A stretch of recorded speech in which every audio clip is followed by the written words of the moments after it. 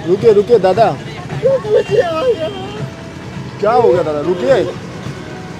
मैं आपसे बात करने आया हूँ, हम मदद करने ही आए हैं। कि अगर आपकी पत्नी किसी भी एंगल से ये कहने की कोशिश करती है कि आपके माता पिता आप पर या फिर घर पर बोझ बन रहे हैं, तो उसे पटक कर मारिए। भैया कोशिश करके उनको बड़ा किया कि हमको बुढ़ापे में सुख देगा।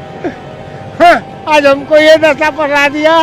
कि उसके माता पिता आप लोगों के संबंध के बीच बाधक बन रहे हैं, सर पर बोझ बन रहे हैं, तो तुरंत अपने पति को लात मार दीजिए, भगा दीजिए, और हो सकता है तो आप भी उसे खींचकर कोर्ट कचहरी कानून तक ले जाइए। कि आज के दौर में इंसानियत वेंटिलेटर पर है। आज मैं आप लोगों से बस इतना कहने के लिए आया हूं कि अगर आपकी पत्नी किसी भी एंगल से ये कहने की कोशिश करती है कि आपके माता पिता आप पर या फिर घर पर बोझ बन रहे हैं, तो उसे पटक कर मारिए, उसके मायके वाले को बुलाइए और उसे बेइज्जत करके मायके भगा दीजिए, और हो सके तो उसे कोर्ट कचहरी कानून तक भी घसीट कर लाइए, क्योंकि आपसे वो ऐसा अपराध करने के लिए कह रही है जो कानूनन तौर पर तो अपराध है ही, इंसानियत की अदालत में मरने के बाद भी उस अपराध की माफी नहीं मिलती है। और अगर आप नारी हैं और आपका पति किसी भी एंगल से आपको ये समझाने की कोशिश कर रहा है कि उसके माता पिता आप लोगों के संबंध के बीच बाधक बन रहे हैं, सर पर बोझ बन रहे हैं,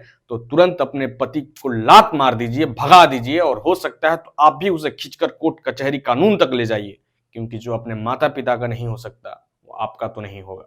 और अगर आपको मेरी बातें सार्थक नहीं लग रही हैं, तो जरा स्क्रीन पर पीछे चल रहे इस बुजुर्ग इंसान को देखिए और सोचिए कि ये बुजुर्ग इंसान अपने बेटे को काबिल बनाने में, योग्य बनाने में, उसे जीना सिखाने में, उसकी शादी करने में, उसे पढ़ाने में, लिखाने में खुद को कितना खर्च किया होगा।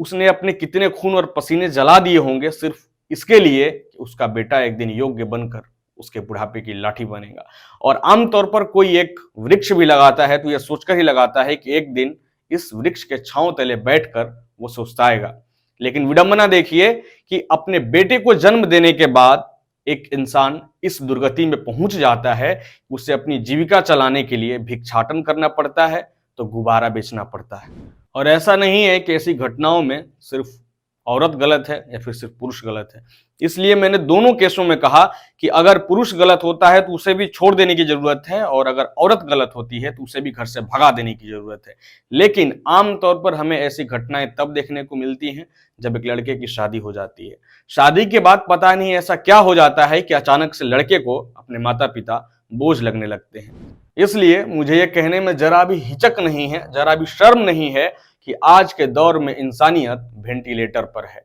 जितना जल्दी हो सकता है खुद को और इस दौर को संभालने की कोशिश करिए, ताकि कहीं ऐसा ना हो कि इस बुजुर्गों की भटकती भीड़ में अगला नंबर आपका हो। अगर आप अपने माँ बाप के लिए खड़े होकर यह नहीं कहते हैं कि चाहे कोई भी सिचुएशन हो, कोई भी कंडीशन हो, कोई भी स्थिति हो, मेरे माँ बाप मेरे हैं, तो यकीन करिए कि आपका बेटा भी अपनी पत्नी के सामने विवश होकर कह देगा कि पापा और मम्मी आप लोग घर छोड़कर बाहर चले जाइए।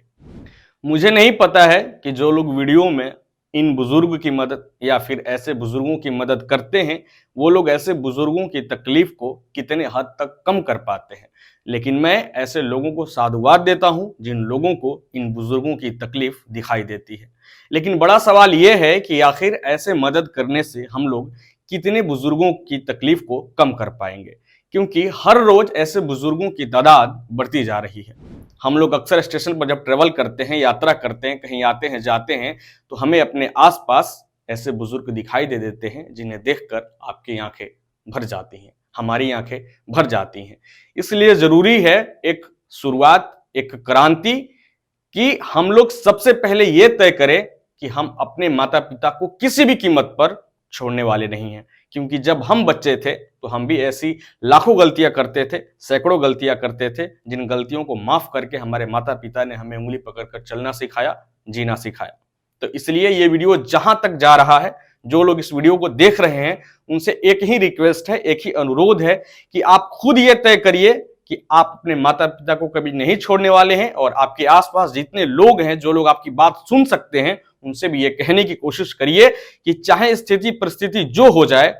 तुम अपने माँ बाप को मत छोड़ना, क्योंकि माँ बाप के बिना आपके जीवन की कोई कल्पना ही नहीं है। धन्यवाद।